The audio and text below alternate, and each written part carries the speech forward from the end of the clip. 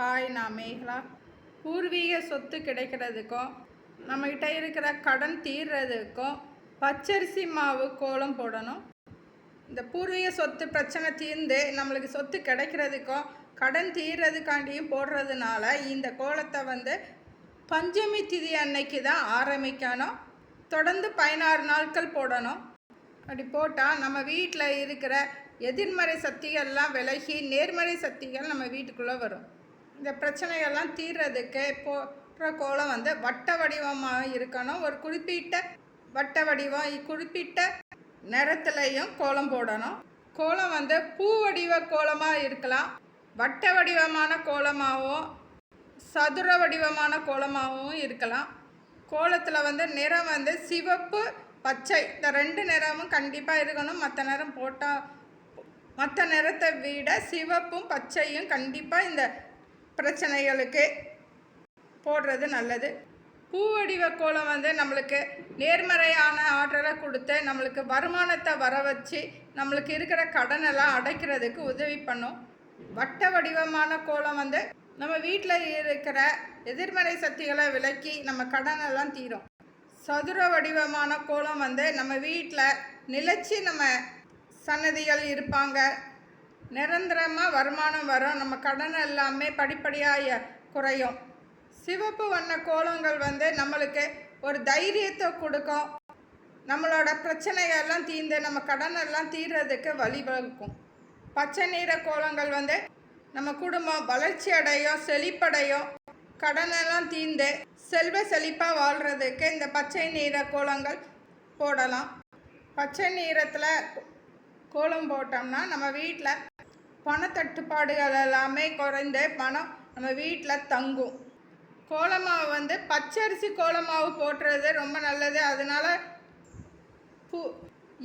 பூச்சிகள் எல்லாமே அந்த கோலமாவை சாப்பிட்றதுனால நம்ம வீட்டுக்கு லக்ஷ்மி நம்ம கடன் எல்லாம் தீர்க்கிறதுக்கு வழிவகுப்பாங்க.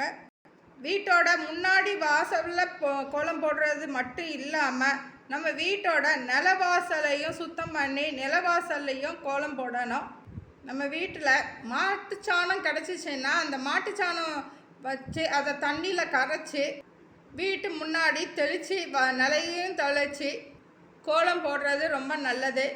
லக்ஷ்மி கடாட்சம் நிறைந்து இருக்கும். அப்படி பண்ணால் நம்ம வீட்டில் வியாழக்கிழமை அன்னைக்கு வீட்டோட பூஜை அறையில் உள்ள பூஜை ரூமை சுத்தம் பண்ணிவிட்டு பூஜை பொருட்கள் எல்லாமே பாத்திரத்தை எல்லாமே கழுவி அதுக்கு மஞ்சள் குங்குமம்லாம் நம்ம வியாழக்கிழமை அன்னைக்கே வைப்போம். அதே மாதிரி நிலைவாசலையும் வியாழக்கிழமை அன்னைக்கே நிலைவாசலை சுத்தம் பண்ணிவிட்டு அதில் மஞ்சள் குங்குமம் வியாழக்கிழமையே வச்சிடணும். கோலமெல்லாம் வியாழக்கிழமையே போட்டுறணும். வெள்ளிக்கிழமை அன்னைக்கு பூஜை பொருட்களை எப்படி கழுவக்கூடாதோ அதே மாதிரி வெள்ளிக்கிழமை அன்னைக்கு வீட்டோட நிலவாசலையும் கழுவி சந்தனம், குங்குமம், மஞ்சள் எல்லாம் வச்சு அலங்கரிக்கக்கூடாது. வெள்ளிக்கிழமை பாத்ரூமும் நம்ம அன்னைக்கு க்ளீன் பண்ணக்கூடாது. இதெல்லாமே வியாழக்கிழமையே நம்ம தயார் பண்ணி வச்சிடணும். செவ்வாய்க்கிழமையும் வெள்ளிக்கிழமையும் நிலைவாசல், பூஜை அறை, பாத்ரூம் எல்லாம் வெள்ளி செவ்வாயில் க்ளீன் பண்ணனா தரித்திரம் ஏற்படும். அதனால் நம்ம முந்தின நாளை திங்கக்கிழமையும் வியாழக்கிழமையுமே சுத்தம் பண்ணி எடுத்து வச்சிடணும். நிலைவாசலுக்கு பொட்டு நம்மளோட இஷ்ட தெய்வம், நம்ம குலதெய்வத்துக்கெல்லாம் உரிய நாமம், பட்டை அதை தான் நம்ம நிலைவாசலில் போடணும். நிலைவாசலில் சந்தனம் மட்டும் தனியாக பூசக்கூடாது, அதோட மஞ்சளும் சேர்த்து தான், மஞ்சள் சந்தனம் சேர்த்து தான் பூசணும். வீட்டோட நிலவாசலில் மஞ்சள் குங்குமம்லாம் வச்சுட்டு கோலம் அரிசி மாவில் போடும் பொழுது லக்ஷ்மி பாதம், அந்த பாதத்தை வலது பாதம் மேலேயும் இடது பாதம் கீழேயுமா இருக்கணும்.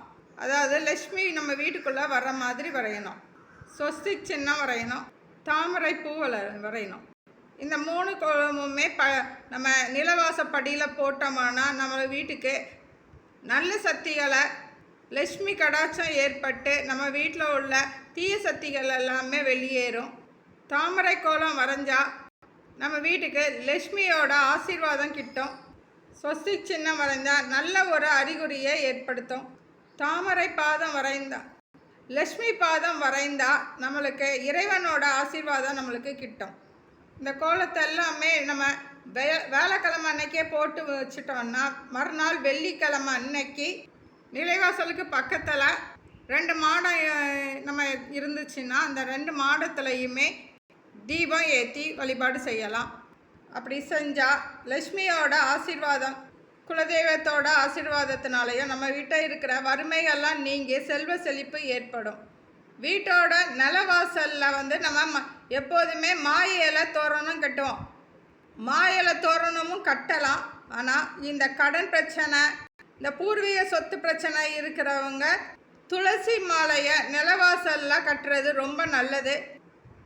மா இலை துளசி மாலை இல்லைன்னா மஞ்சள் நீரை பூ கூட மாலையாக போட்டோன்னா வீட்டில் இருக்க எதிர்மறை ஆற்றல்கள் எல்லாமே வெளியேறும். தோரணம் போட முடியாட்டாலும் பூங்கொத்து மாதிரி கூட வீட்டோட நிலவாசலில் நம்ம வைக்கலாம். முன்னோர் வழிபாடு செய்கிறது அமாவாசையில் ஆரம்பித்து செய்யணும். முன்னோர் வழிபாடு செய்யும் பொழுது நம்ம வீட்டு வாசலில் பெருக்கி தொளிச்சு கோலம் போடக்கூடாது. அமாவாசை அன்னைக்கு அந்த பூஜையெல்லாம் முன்னோர் பூஜையெல்லாம் முடித்ததுக்கு அப்புறம் நம்ம நிலவாசல் பூஜையும் பண்ணிவிட்டு அடுத்தால நம்ம சமையலறை பூஜை அறையிலையும் வழிபாடு செய்யணும். பூஜை அறையில் கோலம் போடுறது அமாவாசை அன்னைக்கு முன்னோர் வழிபாடு முடித்ததுக்கு அப்புறம்தான் கோலம் போடணும். பூஜை அறையில் பண்ணுறதும் பௌர்ணமி அன்னைக்கு ஆரம்பிக்கிறது நல்லது. பூஜை அறையில் கோலம் போடுறது இறைவனோட ஆசீர்வாதத்தை நம்மளுக்கு பரிபூர்ணமாக நம்மளுக்கு கிடைக்கும். பூஜை அறையில் கோலம் இறைவனோட படம், பூக்கோலம், தாமரை கோலம், ஸ்வஸ்திக், சங்கு சக்கரம், நாமம், லக்ஷ்மி பாதம், ஐஸ்வர்ய கோலம், குபேர கோலம்லாம் இந்த பூஜை அறையில் போடலாம். பூஜை அறையில் தாமரை கோலம் போட்டால் தூய்மை, அழகு, நாணத்தை குறிக்கிறது தான் இந்த தாமரை கோலம். நேர்மறையான ஆற்றலை கொடுக்கும். சங்கு சக்கரம் நாமம் போடுறது பெருமாளோட ஆசீர்வாதம் நம்மளுக்கு முழுமையாக கிடைக்கும். லக்ஷ்மி பாதம் வரைகிறதுனால நம்ம வீட்டுக்கு லக்ஷ்மி கடாட்சம் ஏற்பட்டு செல்வ செழிப்பு ஏற்படும். அதே மாதிரி லக்ஷ்மி குபேரரோட கோலம் போட்டாலுமே நம்ம வீட்டுக்கு செல்வ செழிப்பு அதிகரிக்கும். பூஜை அறையில் கோலம் போடும்போது நிறங்கள் பொன்னிறம், மஞ்சள் நிறம், வெள்ளை நிறம், நீல நிறம், சிவப்பு நிற கோலங்கள் போடலாம்.